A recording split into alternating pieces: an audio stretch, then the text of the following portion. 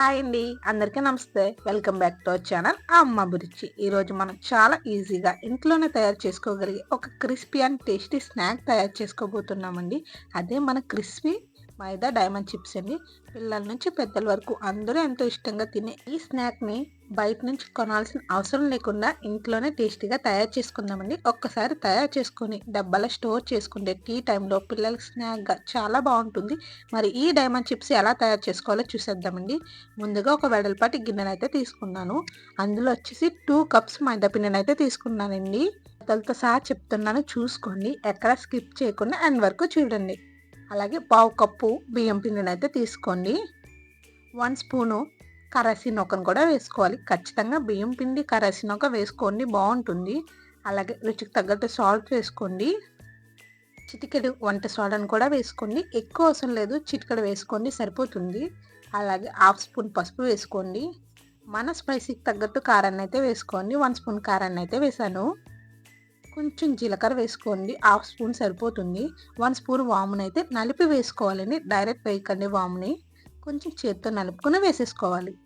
ఇందులో 2 లేదా 3 స్పూన్లు నెయ్యిని గానీ, నూనెని గానీ వేడి చేసుకొని వేసుకొని నేనొచ్చేసి నూనెనైతే వేడి చేస్తున్నాను. బాగా వేడెక్కాక ఆ నూనెని మనం ముందుగా కలిపి పెట్టుకున్న మైదా పిండిలో అయితే వేసేసుకోవాలండి.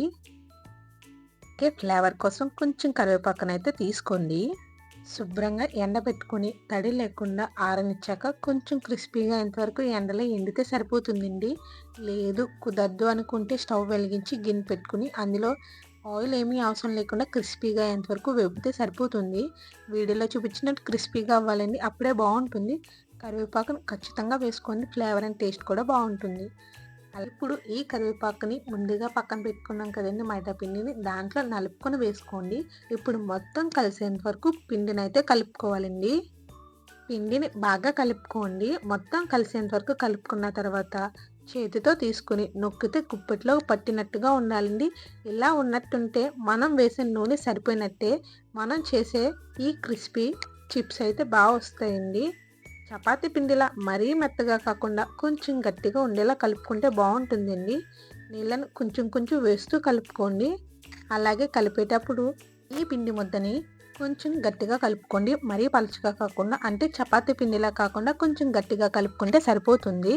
ఇలా మొత్తం బాగా కలిపేసుకోవాలి. పిండిని బాగా కలిపిన తర్వాత ఇలా ఒక ముద్దలా చేసుకోవాలండి. ఇప్పుడు ఈ పిండిని మూత పెట్టి సుమారు 10-15 నిమిషాలు రెస్ట్ ఇవ్వాలండి. ఇలా రెస్ట్ ఇవ్వడం వల్ల పిండి సెట్ అవుతుంది. తర్వాత మనం ఈజీగా రోల్ చేసుకోవచ్చండి. 10 లేదా 15 నిమిషాల తర్వాత మళ్ళీ తీసుకుని బాగా పిండిని మొత్తం ఒకసారి మళ్ళీ కలుపుకోవాలండి. పిండిని బాగా కలిపాక చిన్న చిన్న భాగాలుగా చేసుకుని ఉండల్లా చేసుకోవాలండి. మనకి వీలైతే అన్నీ ఒక సైజులో ఉండేలా చేసుకోండి. ఇలా ఉండలు చేసేసుకొని పక్కన పెట్టుకోవాలండి. స్టవ్ వెలిగించి గిన్నెనైతే పెట్టుకోవాలండి. నేనైతే మూకుడు పెట్టుకున్నాను. అందులో ఆయిల్ని అయితే వేసుకోండి. ఇవి కొంచెం ఖాళీగా వేగాలండి, కాబట్టి ఆయిల్ కొంచెం ఎక్కువ వేసుకోండి. ఆయిల్ వేడెక్కేలోపు ఈలోపు మనం చపాతీని అయితే చేసుకోవాలండి. ముందుగా కొంచెం పొడిపిండిని అయితే జల్లుకోండి. 2 వైపులో బాగా పొడిపిండిని జల్లుకున్న తర్వాత ఒక రోల్లా చేసుకోండి, అంటే చపాతీలా చేసుకోండి. ఇది కొంచెం పలచగా ఉండేలా చూసుకోండి, దలసరిగా కాకుండా. పలచగా ఉండడం వల్ల మనం చేసే చిప్స్ అనేవి క్రంచీగా వస్తాయి. కాబట్టి ఖచ్చితంగా పలచగా చేసుకోవడానికి ట్రై చేయండి. ఇలా అన్నిటినీ రోల్ చేసేసుకొని పక్కన పెట్టుకోండి. ఇలా రోల్ చేసేసాక ఏదైనా చాక్ తీసుకోండి. ఆ చాకుతో ముందుగా అడ్డంగా, తర్వాత నిలువుగా కట్ చేసుకోవాలండి. అప్పుడు మనకి మంచి డైమండ్ షేప్ అనేది వస్తుంది. మొత్తం పిండిని డైమండ్ ఆకారంలో కట్ చేసుకోవాలండి. మీకు ఈ షేప్ అనే కాదు, మీకు ఏ షేప్ కావాలో ఆ షేప్లో అయితే కట్ చేసుకోవడానికి ట్రై చేయండి. ఇలా కట్ చేసుకుని ఒక దాంట్లో అయితే వేసేసుకోండి. అంటుకోవు, అంటుకున్న ఆయిల్లో వేసినప్పుడు సెపరేట్ అయిపోతుంది. వేడెక్కిందో లేదో చెక్ చేసుకోండి. ఆయిల్ అనేది బాగా వేడిగా ఉండాలి. అలాగే వేసాక మంటని లో ఫ్లేమ్లో పెట్టుకొని వేపుకోవాలండి. చూసారా చిప్స్ అయితే ఎంత బాగా వస్తున్నాయో. ఖచ్చితంగా మంటనైతే తగ్గించుకోండి, లేదు అంటే పైన వేగిపోయి లోపల అనేది వేగకుండా ఉంటుంది. కాబట్టి దీనిని లో ఫ్లేమ్లో పెట్టుకొని వేపుకోండి. ఇప్పుడు ఇవి 2 వైపులు బాగా కలర్ వచ్చేంత వరకు వేపుకోవాలండి. ఇలా వేగాక దీనిని కన్నాలు గరిటెతో తీసేయండి. దీంట్లో ఎక్స్ట్రా ఆయిల్ ఉంటే పోతుంది. అలాగే మిగిలిన డైమండ్ చిప్స్ కూడా ఇలాగే వేపేసుకోవాలండి. ఇదే విధంగా వేపుకోవాలి. ఇవి పూర్తిగా చల్లారాక మరింత క్రిస్పీగా మారతాయండి. వీటిని వేడిగా ఉన్నప్పుడే బాక్స్‌లో వేసి మూత పెట్టకూడదండి. కొంచెం ఎక్కువ రోజులు స్టోర్ చేసుకోవాలి అనుకుంటే పూర్తిగా చల్లారిన తర్వాత మాత్రమే ఎయిర్ టైట్ కంటైనర్‌లో అయితే పెట్టుకోవాలండి. ఇది చేసేటప్పుడు కొన్ని టిప్స్ అయితే పాటించాలి. అవేంటో చూసేద్దామండి. పిండిని మెత్తగా అస్సలు కలపకూడదండి. కొంచెం గట్టిగా ఉండేలా చూసుకోండి. సెకండ్ వచ్చేసి పిండిని మరీ పలుచగా కాకుండా కొంచెం దళసరిగా ఉండాలని అలా అని బాగా దళసరిగా చేసుకోకండి. థర్డ్‌దొచ్చేసి ఆయిల్‌ని మరీ ఎక్కువ వేడి చేయకండి. అలా చేయడం వల్ల చిప్స్ అనేవి త్వరగా వేగిపోతాయి. పైన, లోపల అనేది సరిగ్గా వేగదు. ఈ టిప్స్ పాటిస్తే చాలండి. అలాగే ఫోర్త్‌దొచ్చేసి చిప్స్ చల్లారాక మాత్రమే డబ్బాలో స్టోర్ చేసుకోవాలి. అలాగైతేనే ఎక్కువ రోజులు నిల్వ ఉంటాయండి. చూసారుగా చాలా సింపుల్‌గా ఇంట్లో అందుబాటులో ఉండే పదార్థాలతోనే మన క్రిస్పీ మైదా డైమండ్ చిప్స్ అయితే తయారు చేసుకున్నాం.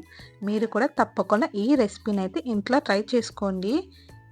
వేగాయి అనుకున్నాక తీసేయండి. ముందుగా వేయించి పెట్టుకున్నవి వేసి మళ్ళీ ఇంకొంచెం వేపుకోండి. దీనివల్ల చిప్స్ అనేవి ఇంకొంచెం క్రిస్పీనెస్ యాడ్ అవుతుంది.